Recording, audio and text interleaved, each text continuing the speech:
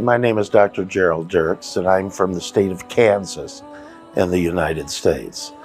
Born and raised in the state of Kansas. My first introduction to Islam was during my freshman year at Harvard when I took a course in comparative religion from the late Wilfred Cantwell Smith, whose area of specialty was Islam.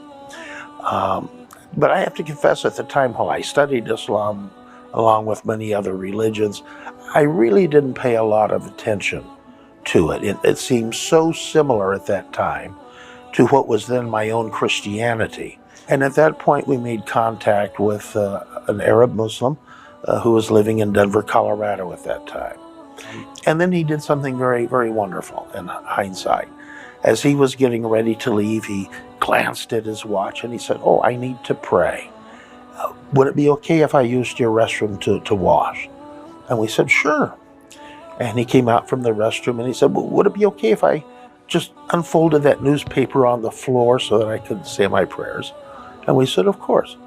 Now, throughout the course of that meeting, he never said anything to us about, "I'm a Muslim, you're not," or preached to us about Islam, but his behavioral example spoke volumes.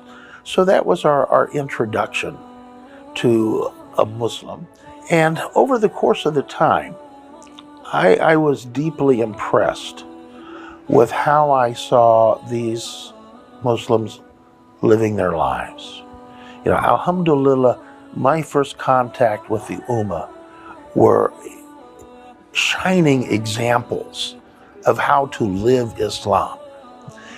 And the more I watched them, the more I said, you know, what's giving them this? And so, without saying a word to my Muslim friends, I started pulling off my library shelves all the books on Islam that I had from that course in comparative religion many, many years before. And I started rereading them. And the more I read, the more I had to ask myself, now, how do these beliefs differ from my own? And Ramadan came, and I said to myself, well, you know, all my Muslim friends are fasting, so I'll fast too.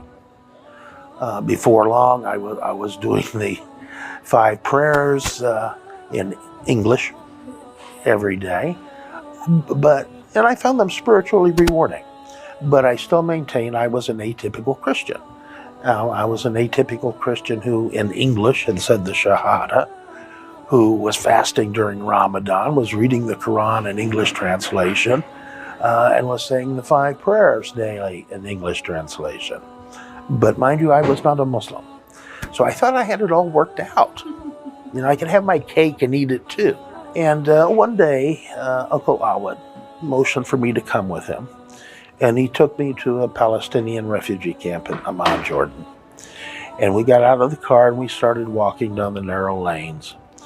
And as we were walking one way, an elderly gentleman approached from the other way and came up to us and said salam. And he also spoke no English. And he turned to me at that point, and I knew just enough Arabic to understand his question. His question was, "Are you a Muslim?" And here I was. You know, I thought I had it all planned out, but the Quran tells us who is the true planner. And I was put into a position where I couldn't do my long verbal explanation and end up saying I'm an atypical Christian. I was put into a position where I either was going to say Naam or I was going to say La. And those were the only 2 choices I had.